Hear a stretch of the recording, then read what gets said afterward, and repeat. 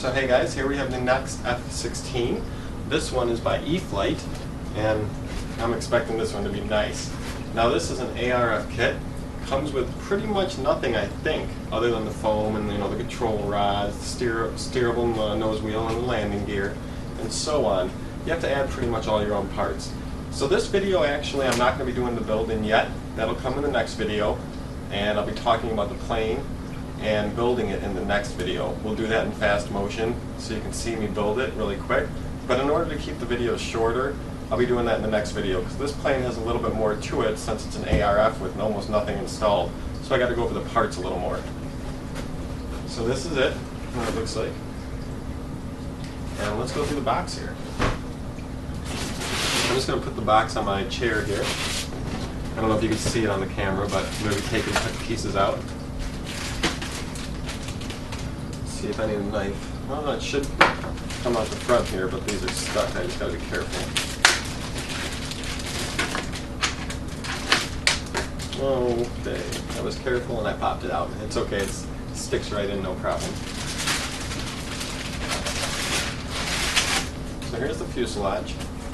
The hatch or canopy here is held on by magnets, 4 nice ones.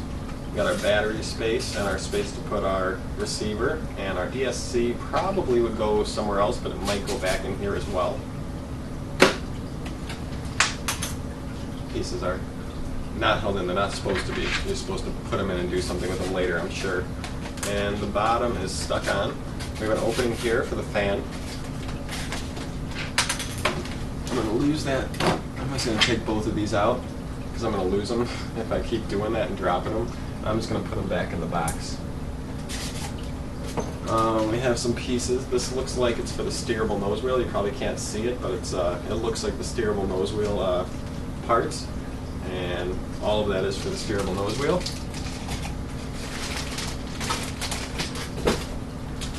We have our gear.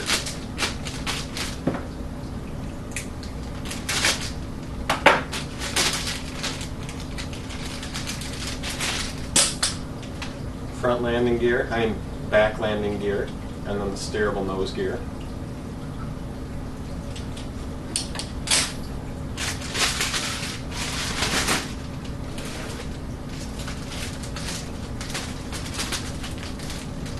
But here is the vertical stabilizer.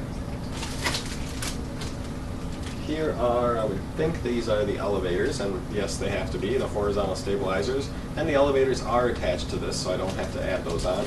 The control arms are already on and protected by some foam.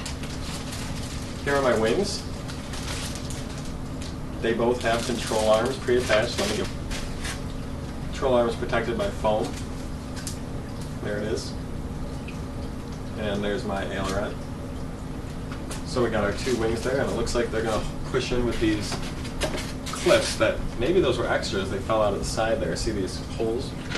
Looks like they're going to push into there and then glue in. Probably glue in. I have to read the instruction manual for this one.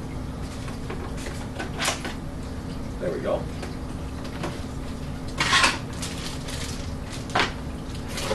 Here we have some missiles and some Velcro for the battery.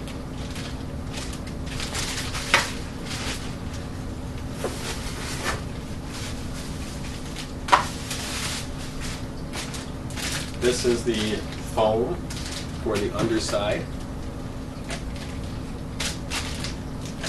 of the body, where the fan goes.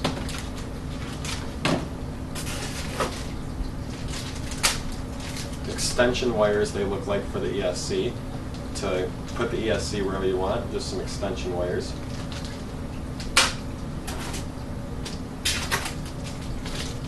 Not sure. This is a servo pocket. It might be for the steerable nose wheel. It might be for something else, but it definitely looks like a servo pocket. A couple little pieces of plastic. Not sure where they go yet. And a couple more little pieces of plastic. Again, I'm not exactly sure where they go yet. And that's all that's in the box. The only thing that's in there is those couple plastic pieces I took out. So that's what this is. It's an ARF. You need to add your own things. Now, what is recommended for this plane have to look on the box here. Okay. It recommends a 60 amp ESC and a 3-cell battery. Now I'm not going to be doing that. We want this plane to be very similar to my last F16, which I'm going to be comparing this to, the airfield version. So this is going to be using a 69mm Park 480 by E-flite ducted fan, the Delta V, and it's a 4000 kV, and this is ready to go. It's pretty much brand new. I used it in my F117 for a little bit. That plane didn't fly good, the jet, so took it out of there. A little bit of foam on there, but no big deal. The fan is completely fine. Motor is pretty much brand new. So it's a 69mm. The airfield has a 70mm, very similar, and they will both be using a 4-cell battery. The E-flite 60 amp ESC can handle the 4-cell battery no problem. It's the same ESC that's used in the Taboo, and I've got one right here to add to this plane. And then you need a receiver. The recommended receiver is the AR6200, and this would provide some extra functionality, like you could do flaps, use your ailerons as flaperons, but I might just use an AR500. So depending on what I decide, I've only got an AR500 in my other F16, so I want them to be very similar so that we can test them, compare them. So I'll probably just go ahead and use the AR500. The flaps would be nice, but I have no problem landing the Habu without flaps, so I think I'll probably just keep the AR500 in there. Then you need servos. You need either 4 or 5. The recommended servos are the E-flite S16s. Now I only have 3 S60s right now. So I've got 3 of the S60s right here, but that's all I have. So then I have an S75, a little bigger, but I got an S75. So depending where I use that, I'll use it somewhere. Probably use, I don't know, I'll have to figure out where I'm going to use all these, because I got 3 S60s, 1 S75, and then I got a Park Zone SV80. So those are all the servos I got to use with this plane. I do have more SV80s, so I might just use a couple more SV80s instead of some of these to make it, because you know, the ailerons I want to have the same servo, the elevators I want to have the same servo, and then the rudder and the steerable nose wheel, they can have different servos. But it's important that the ailerons and the elevators, since there's 2 servos for both of those things, it's important that they have the same servos.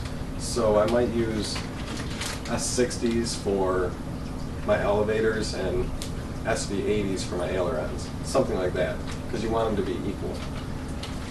Or I might go buy some S60s just so I have all S60s, but we'll see what happens. Other than that, you need a battery. Now, like I said, the recommended battery is a 3-cell, but this motor has about twice as much static thrust with a 4-cell than a 3-cell, 1.8 instead of 0.9. So I'm going to be using the 4-cell to give it as much speed as possible. And like I said, my other F16 also has the 4-cell. Let me see real quick what it says on the box, how long this plane is, because it looks a tiny bit smaller than my other F16. Its wingspan is 28 inches, and its length is 35.5. So it's 12 inches, about 13 inches actually, shorter than the other F16. It's a little bit smaller plane. I'll have to tell you the weight of both the planes once I get them fully built and check that out. But it doesn't look too hard to build. There's a little more steps because need to add in the servos, and luckily the control arms are all on. Just the push rods need to be added. So it's just adding the servos, the control arms, the servos, the push rods, the ESC, the motor, the receiver, and that's about it. So we'll get this thing built as soon as we can for you guys, and hopefully I can get it out in the next day or two, and we'll do that comparison of the two. So see you guys soon. Happy flying.